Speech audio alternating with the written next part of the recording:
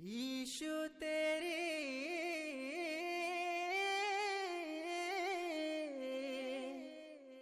बल्ले बल्ले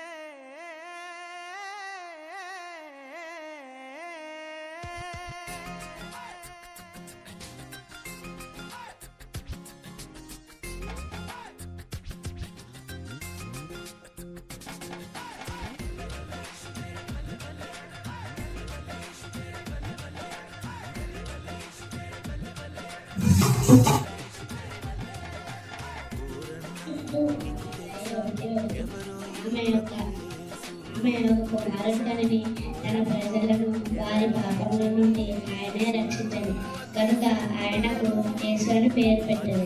జననం గురించి ముందుగానే చెప్పబడినది. యెషయా 7:14 కాబట్టి ప్రభువు దాని యొక్క సూచన మీకు చూపును. ఆలకించుడి, కన్యక గర్భవతివై కుమారుని కన్యకకి ఇమ్మానుయేలును పేరు పెట్టారు. యేసు యొక్క ప్రత్యేక లక్షణాల గురించి ప్రవక్తలు ముందుగానే ప్రవచించారు. యెషయా 9:6 యాయన మన శిశువు పుట్టెను, మన కుమారుడు జనించెను, ఆయనకు 9 నెలల రాజభారమును ఆశ్చర్యకరుడు ఆలోచన కర్త బలవంతుడైన దేవుడు పుట్టును కలిగి సమాధానకర్త అని అతని పేరు పెట్టినది. క్రీస్తు చరిత్రలోని వాడు కాడు, చరిత్రలోకి వచ్చిన పరమాత్ముడు. యెషయా 1.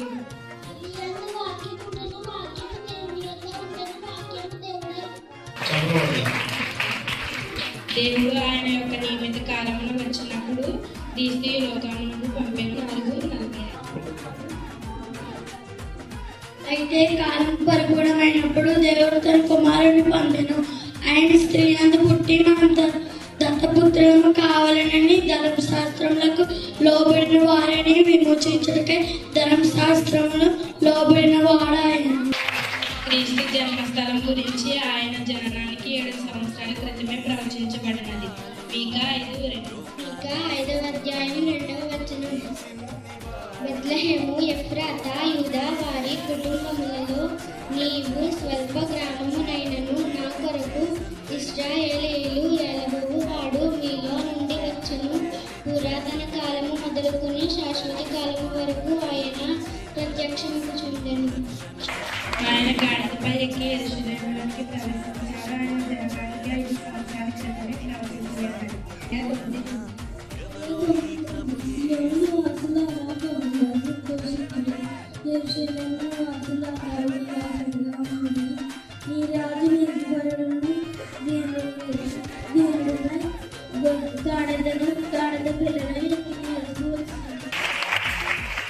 మానవుల యొక్క పాపము వలన నశించిపోతున్న సమస్త మానవులకి నిత్య జీవం అందించుటకు భూమిపై కాలు మోపెను.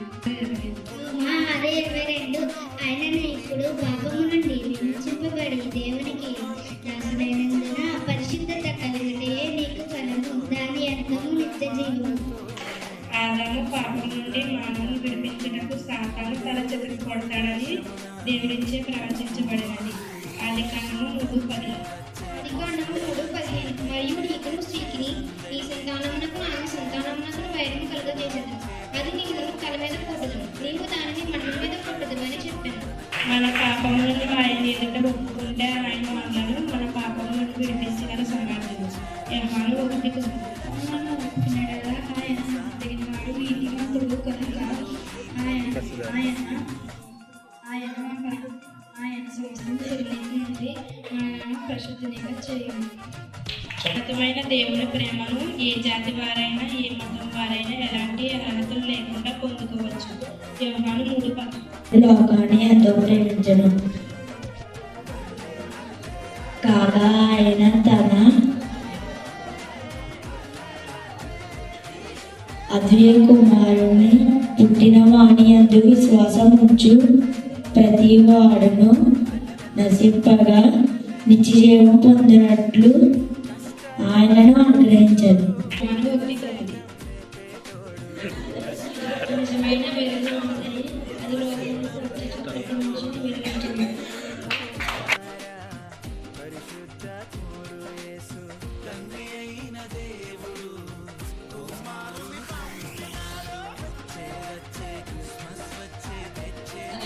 సంవత్సరాలు పుట్టి ఉన్నాడు.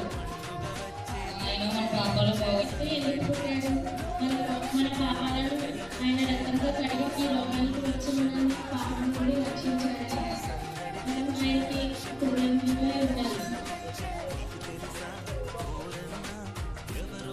అలాగే మనం కుటుంబం చేసుకోవడానికి సందర్భం ఏంటంటే దేవుని గణపరిచి స్థుతించాలని ఆశలు ఈ విధంగా నెరవేర్చిన దేవుని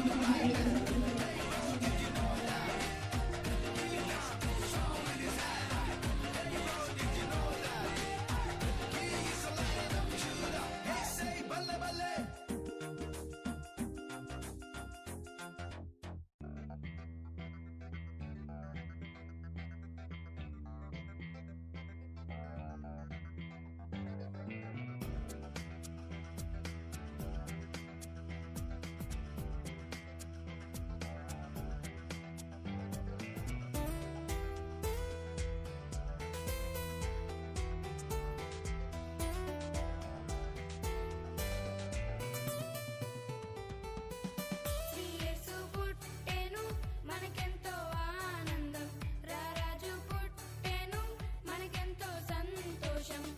యేసు పుట్టెను మనకెంతో ఆనందం, రారాజు పుట్టెను మనకెంతో సంతోషం.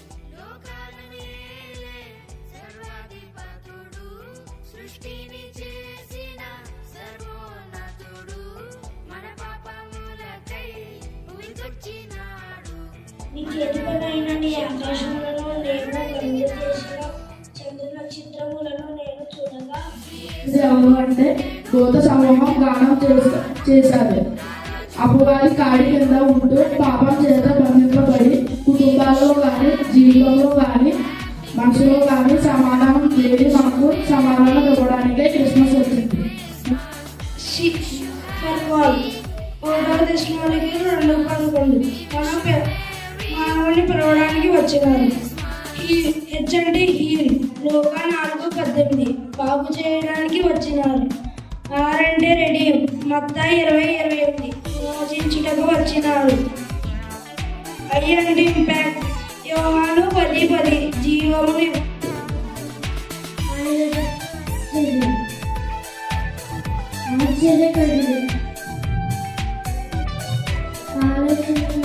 బెత్లెహేము గ్రామంలో పశువుల పాకలో కన్యమరియా గర్భమున పసిబాలుడు జన్మించెను. ఆయన బలం గాలిని చిలిచాడు, సముద్రాన్ని నిమ్మలింపజేశాడు. ఆయన బలం సముద్రమైన చిలిచాడు, సాతానుని పశువుల పాకలో ఓడించాడు. కన్యమరియా గర్భమున పసిబాలుడు జన్మించెను. పసిబాలుడు కాదమ్మో లోకాలను జయించే పసిబాలుడు కాదమ్మో పరమాత్మ దేవుడంట. లోకాలను జయించే నీ కొరకు నా కొరకు మన కొరకై వచ్చాడంట. యేసు పుట్టెను మనకెంతో ఆనందం, రారాజు పుట్టెను మనకెంతో సంతోషం. We wish you happy, happy Christmas. We wish you Merry, Merry Christmas.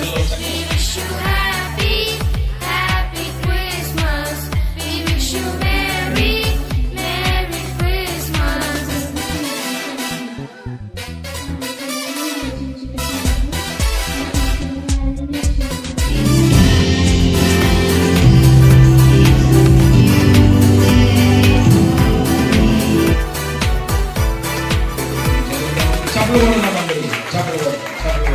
ఆ తూర్పు జ్ఞానులు తారను వెంబడించిరి, ఆ గొర్రెల కాపరులు దూత వార్తను దించిరి.